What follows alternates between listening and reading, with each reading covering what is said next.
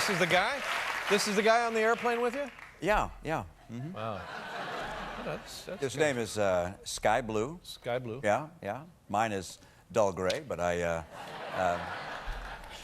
the way, we're friendly. He calls me his homeboy now, and I'll take him as a tax deduction on my income taxes. I don't know what any of that means. Now, I don't know when this was. A year ago, 2 years ago, I started hearing about the Tea Party. And I didn't pay much attention to it because I don't pay much attention to anything. And now, all of a sudden, it's achieved some sort of a routine reference on the news and Tea Party functions and Tea Party this and Tea Party that. And I say to people, is it an offshoot of the Republican Party? And they say, no, not exactly. I said, is it more conservative than the Republican? No, not exactly. What, in your understanding, is the Tea Party, and will it help or hinder the Republican Party going forward to 2012? Well, I think it'll help. And I think, what do they do? What are they talking about? Well, but it's not so much a party, in my view, as it is a group of people of varying backgrounds and interests who come together and say that Washington has got it wrong, that we're going in the wrong direction. And I agree with that. Look, I think we're spending way too much money. We're burdening future generations with trillions of dollars of obligations. We're not dealing with the obligations that we already have. These unfunded liabilities from our entitlement programs are just going to swamp our kids' future. And these guys are saying enough already. Right. Do something about it. But, that's a good thing. Where was the Tea Party 80, 90 years ago, for God's sakes? I mean, this is not a new complaint against government. No, but I think people recognize we're at a bit of a tipping point. And that's, in fact, why I wrote the book as well, which is that I think we're at a point where if we don't correct our course, we could find ourselves falling behind other nations, even places like China, by the middle of this century. And we would lose the prosperity in this country. We'd lose the security that we've known. Perhaps even our freedom would be in jeopardy. So we're going to have to make some changes. And people are scared right now. 10% of our folks unemployed. Millions of people want jobs that are much better. People without health care, lousy schools. They want change that will make America stronger. That's why I think you're seeing them get out there and speak up. Yeah, no, I don't know anything, but some of these problems, like the economic problems, didn't begin the first day we had a Democrat as president. No, they had been sneaking up on us for quite a while. Yeah, you're right. Yeah, so you know more than you pretend. Yeah. well, thank you.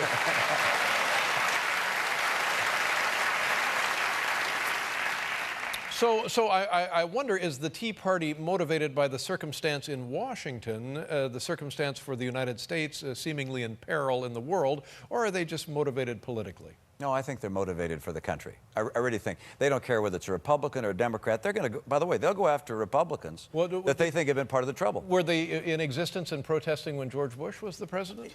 The Tea Party movement really hadn't come together, I don't think, until more recently. And I think the reason for that was that you're right, there's been a buildup of this excessive spending, this inability to deal with our entitlement problems, the failures of our schools, the fact that we don't have a real energy policy to get ourselves off of foreign oil. These things have been building up.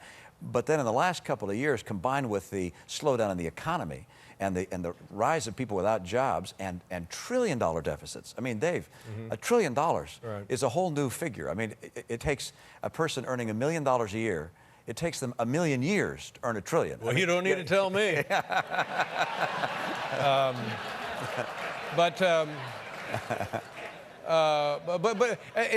And again, forgive my ignorance, but isn't some of this triggered by unregulated banking and kind of free spending and things that necessarily didn't pass the smell test in the terms of high finance? Well, there's no question but that the economic collapse we've seen in the last couple of years that have hurt so many people, that economic collapse flowed in great measure from the errors in the banking system and the investment banking system, the mortgage banking system, and also people extending well beyond their means to buy things they really couldn't afford. And federal regulators weren't doing their job, in my opinion. A lot of people were to blame for that, but the problem I'm talking about is, I think, deeper seated than that. It is a multi-decade long spending more than we have. I actually talk about the fear that I have that you're in my generation could become known as the worst generation unless we take corrective action to rein in our spending and make sure that our future, the future we leave to our kids, is as good as what we've enjoyed. Now here's the other thing, and we don't have any time, and it's my fault, and I'm sorry, or blame it on the Japanese guy.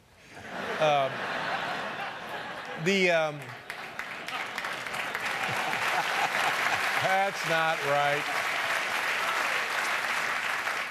The problem of health care, help me understand what it is. It's people who can't afford insurance. It's people who have insurance that will not cover problems, pre-existing problems, or going forward, if it's all spent at an early point, then the policy lapses. It's people who are out of jobs. It's medicine is too expensive. What is the crux of the problem? Why can't we have a system that takes better care of our 300 million citizens? We can, and we should. And in my view, you listed quite a number of issues, but are those the problems that I issued? There are two big ones. I'd put them into two categories. One, you have a lot of people, tens of millions of people, that don't have health insurance. They have health care by and large. They can show up at the emergency room and get treated at someone else's cost. Mm-hmm. And in our state, we said, you know what, we're going to solve that problem. And we did. Right. We have 98% of our people with health insurance now.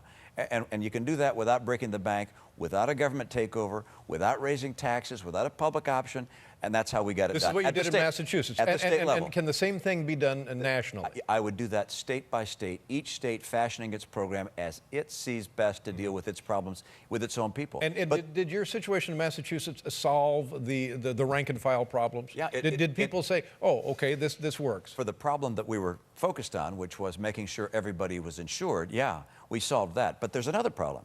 The other problem is health care in this country is just too expensive. Mm-hmm. And people now, how did that happen? Honestly, how did that happen? Is it the drug companies? Is it the insurance companies? No, let's blame the insurance companies. No. I'm blaming them. Let's blame the insurance companies. No, they're greedy. They...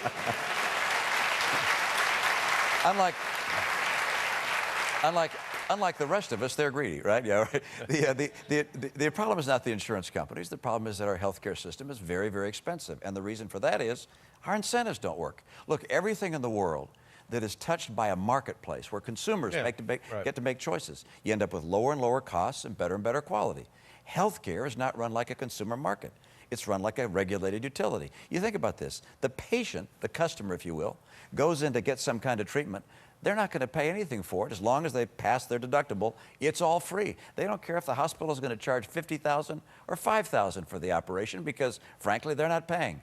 To make health care bring our costs down, we got to change the incentives and to get health care more like a consumer market. Yeah. We do that, and we'll find a way to bring our health care costs down. But isn't the United States health care or system or supposed system embarrassingly low ranked worldwide, like the 30th in however they rank health care systems around the planet? Well, I think that's baloney, to tell you the truth. I know. Oh, you do you? Yeah. Not by you, David, but by others. No, look, our health, when you see people who are the kings and queens of the world and prime ministers of other countries, where do they go when they have... They come to the United States. They come to New York. There's no question. It's the best healthcare system in the world. And I owe a lot to our healthcare system and my own family and my wife's conditions. Me too. I mean, I went through a horrible, a massive heart attack 10 years ago. And look at me. I've never been in better health.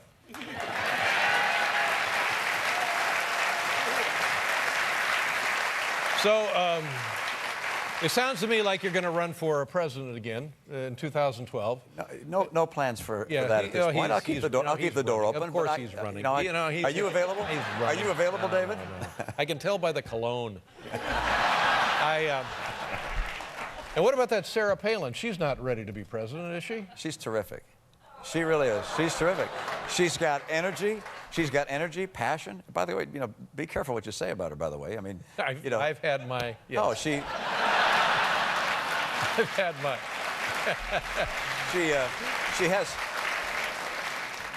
She has a rifle, Yeah, I